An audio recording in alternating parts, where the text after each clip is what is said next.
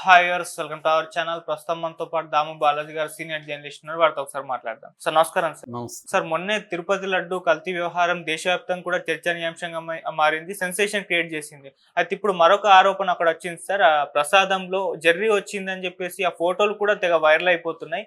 ఇప్పుడు దానికి సమాధానంగా టీటీడీ వాళ్ళు కూడా ముందుకొచ్చి ఆన్సర్ చెప్పినట్టుగా తెలుస్తుంది. సో ఈ జెర్రీ ఫోటోలు వైరల్ అవుతున్నాయి కదా, నిజంగా వచ్చిందా ప్రసాదంలో? మరి ఇప్పుడు టీటీడీ వాళ్ళు ఎటువంటి సమాధానం చెప్పారు సార్?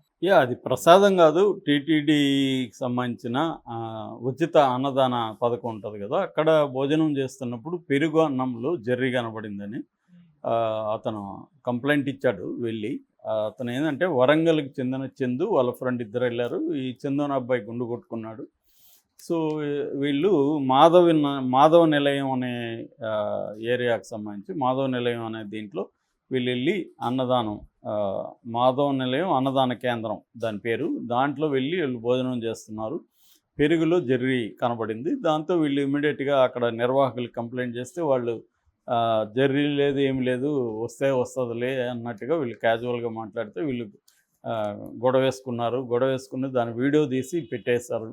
ఫోటోలు వీడియోలు బయటకు వచ్చేసరికి వాళ్ళు కొంత కంగారు పడి వీళ్ళతో మాట్లాడి, అదేం లేదు, అదేమన్నా వచ్చుంటే అరిటాకులో వచ్చి ఉండాలి, అన్నంలో రాలేదు, అరిటాకులో వచ్చి ఉండొచ్చు అనేదో ఇట్లా సర్ది చెప్పడానికి ట్రై చేశారు. లేదండి అన్నంలో ఉంది, అరిటాకు అయినప్పుడు లేదు, అన్నంలోకే ఉంది అది అనేది వీళ్ళు చెప్తే కూడా వీళ్ళ మీద వాళ్ళు ఏం పట్టించుకోలేదు. దాంతో వాళ్ళు ఈ మీడియా ఉంటే వాళ్ళతో మాట్లాడినారు. కొన్ని ఛానళ్ళు వాళ్ళ వీడియోలు వైరల్ అయినాయి. అది ఇంకా ఒకసారి సోషల్ మీడియాలోకి వచ్చిన తర్వాత వైసీపీ వాళ్ళు దాన్ని బాగా ట్రోల్ చేశారు, తీసుకొని వైరల్ చేశారు.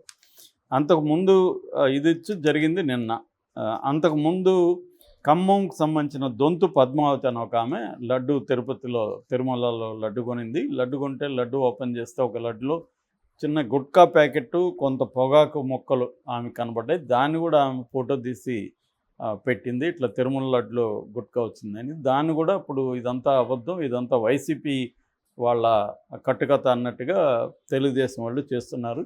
కానీ జనరల్గానే ఆల్రెడీ లడ్డుకు సంబంధించి యానిమల్ ఫ్యాట్ కలిసిందని చంద్రబాబు స్వయంగా చెప్పడం వల్ల ఆల్రెడీ ఒక గందరగోళం ఉంది. ఇప్పుడు ప్రసాదంలో జెర్రీ అది ఫోటోలు విపరీతంగా వైరల్ అయినాయి. అది పెద్దగానే ఉంది, జెర్రీ చిన్నగా కూడా లేదు. సో అది రావడంతో ఒక రకంగా పెద్ద సంచలనంగా మారింది. అయితే దీనికి టీటీడీ సమాధానం ఇచ్చింది. గుట్కాగా పెద్దగా డైరెక్ట్గా ఇవ్వలేదు, కానీ ఈ జెర్రీ విషయంలో టీటీడీ అధికారిక దీని నుంచి సమాధానం ఇచ్చారు. వాళ్ళు విచిత్రంగా ఉంది వాళ్ళ సమాధానం. నాకైతే వాళ్ళ వాదన ఏంటంటే జెర్రీ వచ్చే ఆస్కారం లేదు, ఎందుకంటే అది ఉడికిపోతుంది కదా, ఉడకకుండా జెర్రీ ఎలాగా ఉంటుంది అనే లాజిక్ ఒకటి లేవదీశారు. సో అది ఆశ్చర్యకరము అనే పదం వాడారు.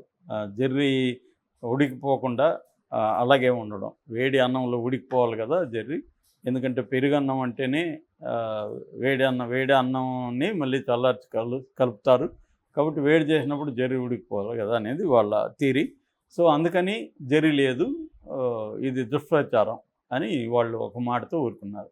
ఇక్కడ కామన్ సెన్స్ అంటే టీటీడీకి ఈ కామన్ సెన్స్ లేదనుకొని ఇచ్చిందో ఏమో తెలియదు, కానీ కామన్ సెన్స్ ఉండే వాళ్ళ ప్రశ్నలో ఏంటంటే, వేడి అన్నంలో వాళ్ళు చెప్పింది కరెక్టే, వేడి అన్నంలో ఉడికిపోతే జెర్రీ ఇది అయిపోతుంది. ఒక్కొక్కసారి వేడి అన్నం తర్వాత జెర్రీ పడి ఉండొచ్చు కదా, అది కొంత చల్లారినాక అప్పుడు జెర్రీ పడి ఉండొచ్చు, ముందే అంటే బియ్యంలో వచ్చి అది ఇరికిపోయిందా మళ్ళీ వచ్చి ఉండొచ్చు, పెరుగు ద్వారా వచ్చి ఉండొచ్చు, కలిపేటప్పుడు పెరుగులో నుంచి దాంట్లోకి వెళ్ళిపోయి ఉండొచ్చు, తర్వాత వడ్డించేటప్పుడు కూడా పాత్రలోకి జెర్రీలు ఉండొచ్చు, వెళ్ళినాక చనిపోయి ఉండొచ్చు. ఇలాగా అనేక పాజిబిలిటీస్ ఉన్నాయి. అది జెర్రీ వచ్చిందా లేదా నువ్వు చెప్పాలి తప్ప నీ తొక్కలో లాజిక్లు ఎందుకు? ఇక్కడ జెర్రీ అక్కడ ఉందా లేదా, అబ్బాయి చెప్పింది తప్ప కరెక్టా? తప్పు అయితే మరి ఆ అబ్బాయి కావాలని చేసినట్టే కదా. మరి ఆ అబ్బాయికి ఎక్కడి నుంచి జెర్రీ పట్టుకొచ్చి దాంట్లో పెట్టాడా ఆ చందోన్ అబ్బాయి? అతను చూస్తే మాత్రం అట్లేమి నాకు అనిపించలేదు. అతను వైసీపీ కాదు, వరంగల్ అబ్బాయి. సో ఆంధ్ర అతను కూడా కాదు. పైగా అక్కడ ఫోటోలు అక్కడే తీశాడు, అక్కడ వాళ్ళతో మిగతా వాళ్ళు కూడా అక్కడ మాట్లాడారు. సో మాట్లాడుతున్నప్పుడు దాని మీద నువ్వు విచారణ జరిపిస్తాం మేము అనేది చెప్పాలి తప్ప, నువ్వు ఈ లాజిక్లు చెప్పి ఎట్లా కలుస్తుంది వేళ్ళలో కలిసి అది అట్లాగే ఉంటుందా చెదిరిపోకుండా, ఇవెందుకు నీకు? ఉందా లేదా అనేది మాట్లాడాలి కదా. అది లేకుండా దుష్ప్రచారం అంటే ఇక్కడ సేమ్ వైసీపీ వాళ్ళు గతంలో ఎలా సమర్థించుకున్నారు, వీళ్ళు ఈ అబ్బాయిలు కూడా వైసీపీని కూడా అంటున్నారు. గత ప్రభుత్వంలో అనేక అవతాలు జరిగాయి, ఇప్పుడు ఈ ప్రభుత్వం మారినా కన్నా బాగుంటుంది అనుకుంటే ఇప్పుడు కూడా ఇలాగ జరుగుతుందని టీవీలో వీళ్ళు మాట్లాడారు. వైసీపీని వీళ్ళు గత ప్రభుత్వంలో బ్రహ్మాండంగా జరిగింది, తెలుగుదేశం ప్రభుత్వంలో ఇలా జరిగిందనే పొలిటికల్ లాంగ్వేజ్ కూడా వీళ్ళు మాట్లాడట్లేదు. వాళ్ళకేందంటే బాధ, మేము వచ్చినప్పుడు చెప్తే కనీసం సమాధానం సరిగ్గా ఇవ్వలేదు, వాళ్ళు మమ్మల్ని ఇది చేస్తున్నారు అన్న కోపం ఆ కుర్రాళ్ళల్లో కనబడుతుంది. సో దీనికి టీటీడీ భయంకరమైన ఒక పనికిమాలిన సమాధానం ఇచ్చింది. పైగా దుష్ప్రచారం నమ్మకండి అని చెప్తుంది. క్లియర్గా దాంట్లో అయితే వచ్చినట్టుగానే కనబడుతుంది మనకి. ఎలా వచ్చింది ఏందనేది రకరకాల కారణ దీనివల్ల కాజెస్ వల్ల అది వచ్చి ఉండొచ్చు. ఇప్పుడు మనకు కూడా చాలా పురుగులు కనబడతాయి, బొద్దింపులు కనబడతాయి. అది ఉడికిపోయి కనబడకుండా ఉండదు, ఒక్కోసారి కనబడుతుంది. ఎందుకంటే అది పడిన పద్ధతి, దాన్ని ఇది ఎప్పుడు పడింది ఏంటి ఇవన్నీ ఉంటాయి. సో ఒక్కోసారి ఉడికేసి అన్నం బయట పెట్టినా, కర్రీస్ బయట పెట్టినా కూడా దాంట్లో పురుగులు వెళ్ళొచ్చు, పడవచ్చు, ఇవన్నీ జరుగుతాయి. దానికి సంబంధించి జాగ్రత్తలు తీసుకోవాలా. ఎన్ని జాగ్రత్తలు తీసుకున్నా ఎప్పుడైనా రావచ్చు. అంత మాత్రాన్ని మనం ఏదో కావాలని వాళ్ళు వేసినారని ఇంకోటి అనలేం. హోటల్లో అయినా కూడా ఆ మధ్య కూడా ఇక్కడ హెల్త్ డిపార్ట్మెంట్ వాళ్ళు అనేక హోటల్ మీద దాడులు చేసినప్పుడు చాలా రకాల కల్తీలు కావచ్చు, రకరకాల ఇవి కనిపించాయి. సో ఇవన్నీ జరుగుతుంటాయి అప్పుడప్పుడు. సో దీన్ని ఓన్ చేసుకొని దాన్ని కరెక్ట్ చేసుకోవాలి తప్ప ఇలాగా ఒక ప్రకటించేసి ఇలాంటి లాజిక్లు, అది కామెడీగా ఉంది ఆ లాజిక్లు చెబితే. ఎవరు వాళ్ళు కూడా తెలుగుదేశం వాళ్ళు కూడా కన్విన్స్ అయ్యే విధంగా లేదు.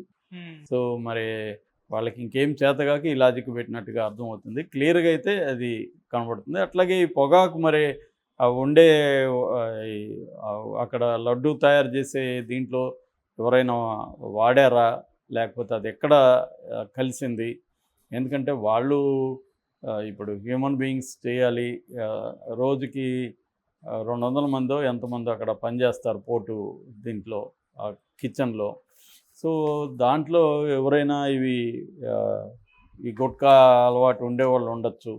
సో వాళ్ళు నుంచి వచ్చి ఉండొచ్చు. దాని మీద కూడా చర్య తీసుకోవాలి. ఏదేమైనా ఇది మొన్ననే చంద్రబాబు టీటీడీకి సంబంధించి వాళ్ళతో సమావేశమయ్యి ఇక్కడ పవిత్రతను కాపాడాలి, విఐపి ఇలా వచ్చినప్పుడు హడావిడి వద్దు, భక్తులకి ఇబ్బంది కలిగించొద్దు, తర్వాత గోవిందనామస్మరణ తప్ప ఇంకొకటి వినబడద్దు, ఆధ్యాత్మికత మాత్రమే ఉండాలి, భక్తులతో దురుసుగా ప్రవర్తించొద్దు, ఇవన్నీ చెప్పాడు.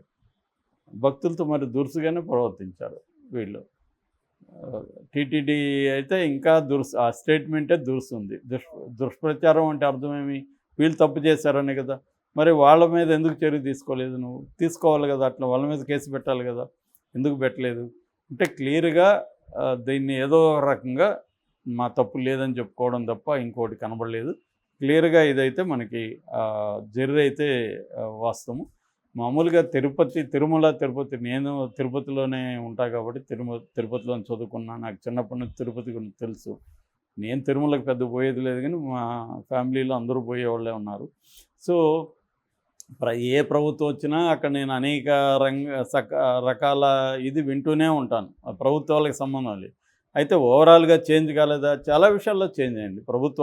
మళ్ళీ ప్రభుత్వాలతో సంబంధం లేకుండా చాలా విషయాలు ట్రాన్స్పరెన్సీ పెరిగింది, టెక్నాలజీ పెరగడంతో ఆన్లైన్ బుకింగ్లు పెరిగినాయి, ఇవన్నీ పెరిగాయి. కాకపోతే అక్కడ సిస్టంలోనే కొన్ని ప్రాబ్లమ్స్ ఉన్నాయి. వివిఐపీల దర్శనాలు, డబ్బులు ఇస్తే ఒక దర్శనం, ఇవన్నీ పెట్టడం వల్ల వాటి అందరికి ఈక్వల్ అని పెట్టేసామనుకో, ఇంకెవడు రికమెండేషన్ అడగడు. ఇవన్నీ ఉన్న చోట ప్రతి టెంపుల్లో, తిరుపతి అనే కాదు, ప్రతి టెంపుల్లో ఈ రికమెండేషన్లు ఉంటాయి. ఎవడో పట్టుకుంటారు, అక్కడ ఉన్న విలేకరులను పట్టుకుంటారు, లేదా మినిస్టర్ల రికమెండేషన్లు ఉంటాయి, ఎంపీల లెటర్లు తీసుకెళ్తారు, ఇవన్నీ జరుగుతాయి. లడ్లు కూడా ఒకరికి ఒక లడ్డే అనుకో, 4 లడ్లు 5 లడ్లు కావాలి, నాకు 20 లడ్లు కావాలని అడిగేవాళ్ళు బోల్డ్ మంది ఉంటారు. సో ఇవన్నీ కామనే. మంది తిరుపతి అని తెలిస్తే మనల్ని కూడా అడుగుతారు, ఒక 20 లడ్లు ఏమైనా తెప్పిస్తారా మీరు? నాకు సంబంధం లేదని చెప్పేస్తుంటాను మామూలుగా.